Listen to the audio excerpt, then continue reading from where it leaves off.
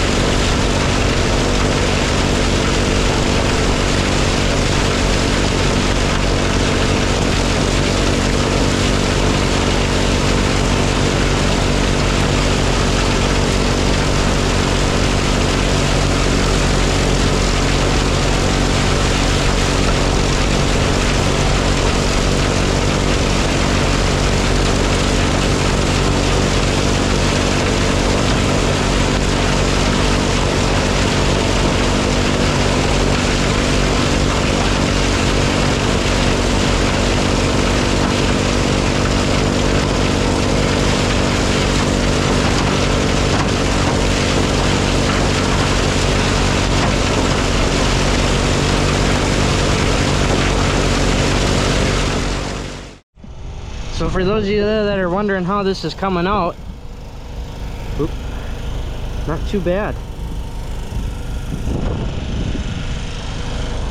This is an entire load of just from this scruffy area that didn't really come in nice. 2 rounds? Yeah, 2 rounds. And it's long and stringy because it doesn't have a processor in it. It's just a green chopper. A regular chopper has a processor in it to make it 1/2 inch or so long, but they don't want to eat the stems and shit anyway. They will eat all that. Perfect.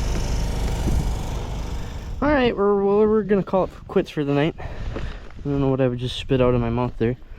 We did 2 passes around on just the green stuff here, and they're getting full, that's for sure. They're definitely happy. I have to come through and sweep that stuff up. But well, you can see it's doing a really nice job. We're gonna come over here and show you the lane that we kind of got going on. The goal was to leave that stuff that's gonna go through the International with the corn head on it, since that's kind of the better of stuff. But here's our laneway. We went through and cut all, this is all that scruffly stuff. That's the nice long row, so probably streamline that there too, cut off the triangle, and then it'll be nice straight rows for the corn chopper. So it does a really nice job though. You know, for what's going through it, it's essentially pigweed, what most people call it. I forget what the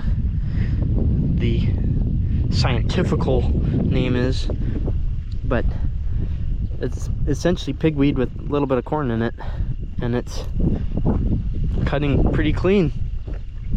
Doesn't like the hills, which no surprise, but yeah, that's why a couple times you'd hear the tractor bog down and you'd see it come out dark because it was digging into the dirt when we go over the hill. But it's doing better now. The hill's kind of starting to level out a bit, so it's not digging in like it was. But holy cow, I'm happy to be doing silage again. Didn't do anything last year because there wasn't anything to do, and now this year there's actually some stuff to do, and I'm enjoying it a lot.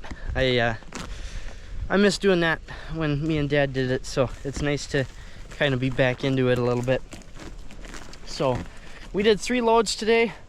They're pretty well full, like I say, so we're gonna hold off on it for now, and tomorrow we'll go through and do another 2-3 loads for them, and then probably a 4th one for Rick to feed over the week.